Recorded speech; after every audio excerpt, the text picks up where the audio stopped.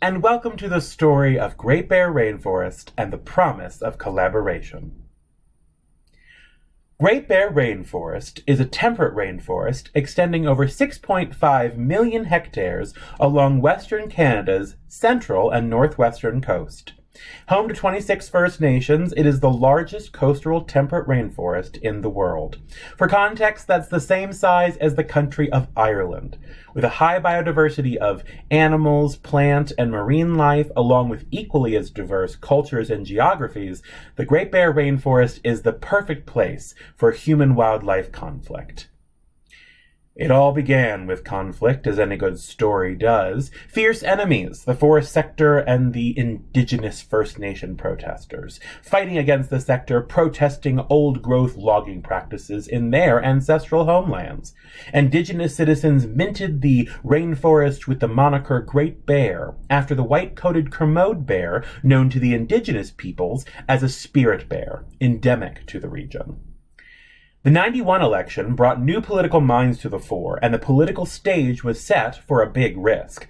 The new provincial government set about creating a system of collaborative planning to support the creation of integrated land and resource management plans. While First Nations were reluctant, they came to the table set by the provincial government. Listening to each other, First Nations, industry, ENGOs, and the provincial government created formal and shadow networks. These networks allowed actors some privacy while discussing their issues with the agreement, whether that be the Joint Solutions Project or the Coastal Information Team, in which science-minded reps of different interest groups, independent scientists, practitioners, and experts in traditional knowledge worked together to find common goals. In December 2003, the process had reached a consensus point. Mind you, they had only reached that consensus because the provincial government threatened to use unilateral action against them all if they didn't make a choice, and soon. The agreement was signed in 2006 with additional comments made in 2009. Continuation of this agreement in 2016 allowed for the highest levels of old-growth forest protection. In the agreement, new designations like conservancies were created, areas in which commercial industry would not be permitted, but First Nation citizens could create economic opportunities, 300,000 hectares for mining and tourism areas, the rest run with ecosystem-based management principles.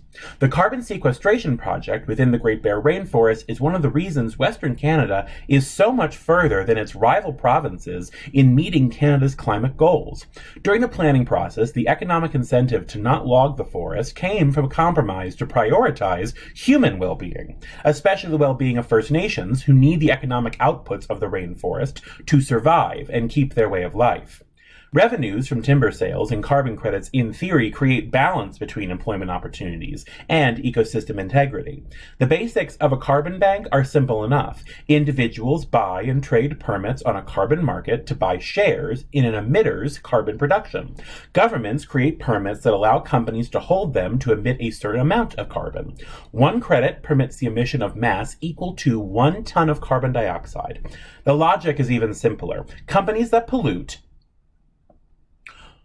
are awarded credits that allow them to continue to pollute up to a threshold. That threshold is reduced over time. If the company does not use all of their permits, they may sell them on the market. Unlike carbon, the sale of timber is based on a tangible asset. Carbon credits are currently a commodity and markets exist to trade on. These carbon credits were designed to replace revenues and allow for the development of new alternative businesses in the area. Funds from the sale of carbon credits go towards creating jobs within the Kitasoo Nation. For example, the Kitasoo Forest Company, one of the many outcomes in which nation residents maximize their territory without exploiting their forest, achieving ecosystem integrity in the long run. Old-growth stands can store more carbon than young stands, which have been built to replace over-harvesting done in the past.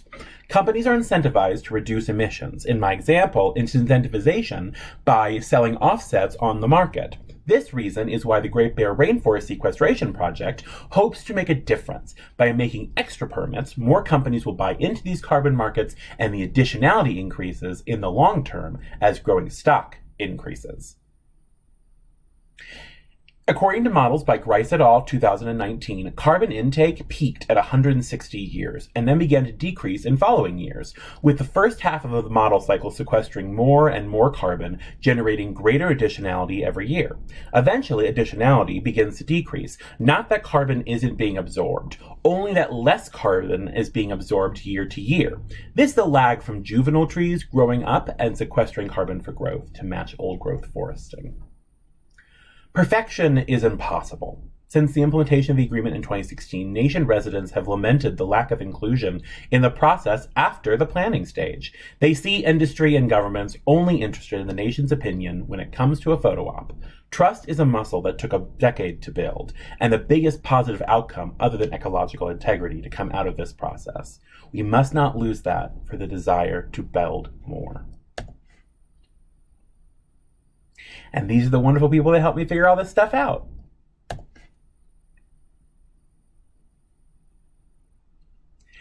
Thank you very much and have a lovely day.